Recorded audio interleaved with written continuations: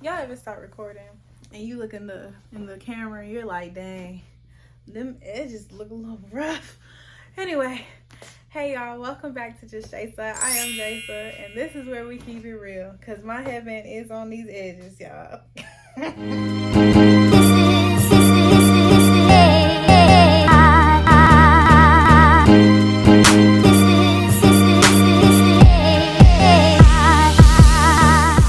See, I am Jaysa. I am back, and as promised, we are on week 2 of July for Just Jaysa. So we're back talking about Say No More. That's the title, y'all. I coming up with some stuff. But yes, it is called Say No More. Do not talk about everything with your partner from your past. Y'all, I'm speaking from experience. Yes, I am. So I've talked about a relationship once, like a specific relationship once on my channel. And when I did, y'all, it was an experience. And something we did was we talked about our past a lot. Like, we were really open. And in the beginning, you're like, yeah, this is cool. You know, I want to make sure I'm friends with the person I'm dating, and I want to make sure that I can talk to him or her about anything. And then you start to be like me, you a little crazy, right? You're like, so how many times did you say this to this person? Or what made that situation not work? Or you just start really self-sabotaging all of your relationship, right? So that's what I did. And honestly, it wasn't the worst situation. Like, it worked out in the end. But that is something I want to talk about because I didn't know if it was just me, right? So let's start here. I'm really honest. Like, if you ask me a question, I'm going to give you the answer. It may not be the answer you want. It may not be the answer you expected, but you're going to get the answer. And I think that was always super hard for me because he did the same thing. You can ask him anything. You could be like, screenshot your messages, because that was something we did, and send them to me. And he did it. And I was like, okay, so we're doing that. And I sent him mine. And it was just the most awkward situation ever because it caused discourse within our relationship.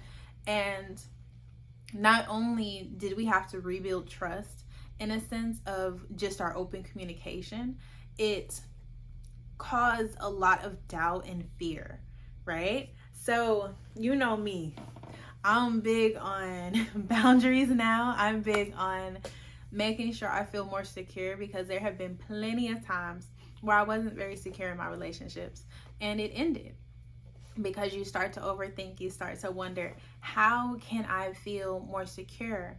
And with insecurity, it's not always about an appearance or the way that person treats you if it's just for you. You know, it can also go into, I wonder what made that person special. You know, it adds on to, is my personality becoming overbearing for this person to deal with? Am I being enough? That was huge for me. That was something I always said. I don't feel like I'm enough. Like, what you say to this person or what you felt with this person, that's not me. It's just not. And either you're going to accept that and be like, okay, I'm just not for you. You know, where you are now or where you were then may not match up with who you are now, but am I who you need? You know, am I who you want? Because what we want and what we need are two different things sometimes. And what we may think we need and what we think we want tends to change when you find out who the person you're dealing with is. Did y'all miss that? Because as I'm saying it, I'm like, ooh, that was a lot. You never know is what I'm getting at. Because you're constantly changing, you're constantly growing. And the beauty of certain relationships is you can either grow with someone or you can stop. You're going to be just stagnant. You're going to sit there and watch someone else grow, or they're going to sit there and watch you grow. And it's like just a stagnant, stale relationship. Things become very irritating quicker. You know, when you get into those routines with people, whether you live with them or not, it's like, okay, we talked about that last time. Or, yeah, I'm tired of looking at you. You did the same thing. Those little quirks, they become irritating very fast. And I felt like this happened a lot faster when I knew about his past. it was so difficult to look at him because I wasn't sure what he was thinking all the time, right? With everything I was saying, with everything I was feeling, it was very difficult to communicate, right?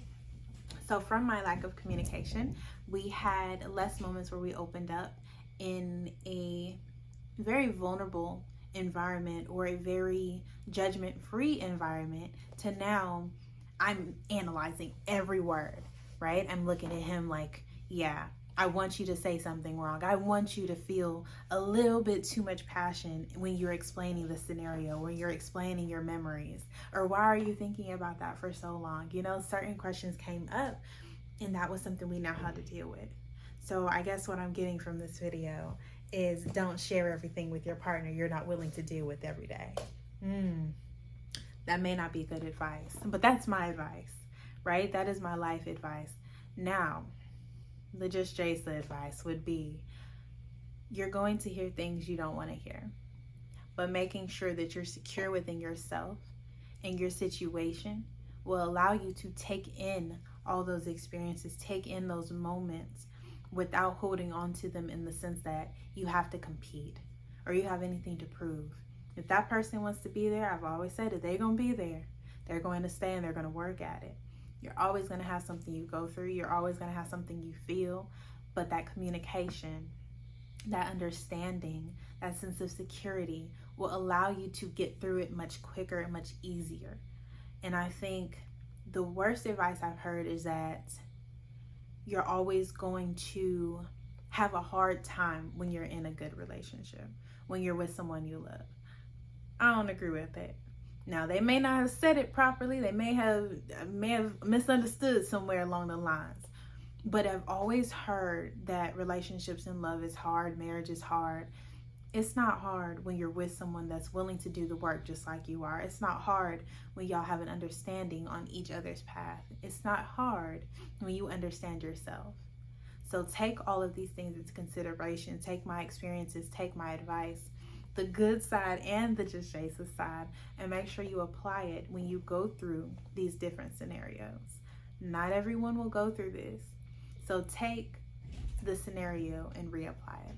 So as we close and we reflect and we take in every bit of advice Jaysa has given to you, this is my spirit fingers transferring into you.